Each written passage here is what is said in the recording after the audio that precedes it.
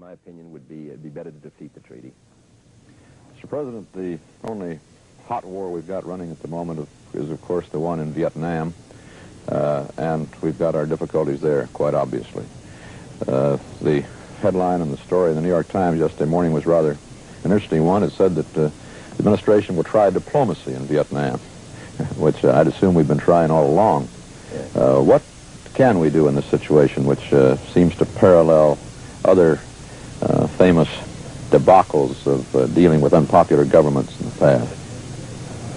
Well, in the first place, we ought to realize that Vietnam has been at war for 25 years, and the Japanese, years. I remember a good many people who said 2 years ago that it wouldn't last 6 months. A good many newspapers said that.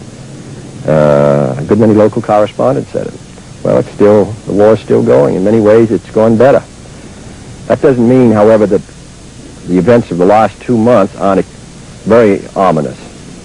I don't think that unless a greater effort is made by the government to win popular support, that the war can be won out there. In the final analysis, it's their war.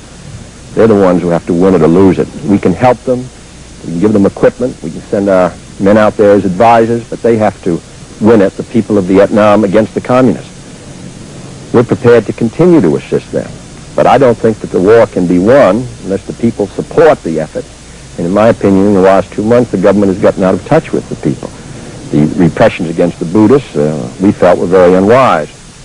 Now, all we can do is to make it very clear that we don't think this is the way to win. It's my hope that this will become increasingly obvious to the government, that they will take steps to try to bring back popular support for this very essential struggle. But these people who say that we ought to withdraw from Vietnam are wholly wrong, because if we withdrew from Vietnam, the communists would control Vietnam.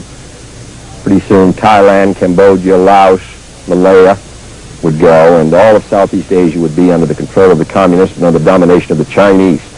And then India, Burma would be the next target.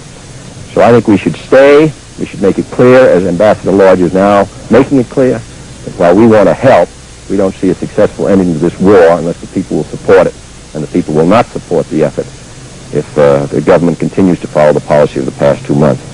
I hope that will be clear to the government. It should be. After all, they've been conducting this struggle for 10 years, and I admire what the president has done. He's been counted out a number of times. I'm hopeful that he will come to see that they have to reestablish their relationship.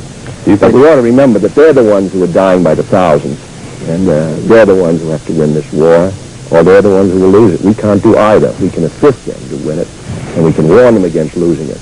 But the United States is not we don't have troops in mass who are dying by the thousands, and we do the best we can to make it clear what policy they should follow, but they have to decide it.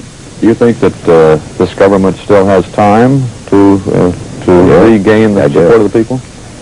With changes in policy and perhaps in personnel, I think it can. If it doesn't make those changes, I would think that the chances of winning it would not be very good.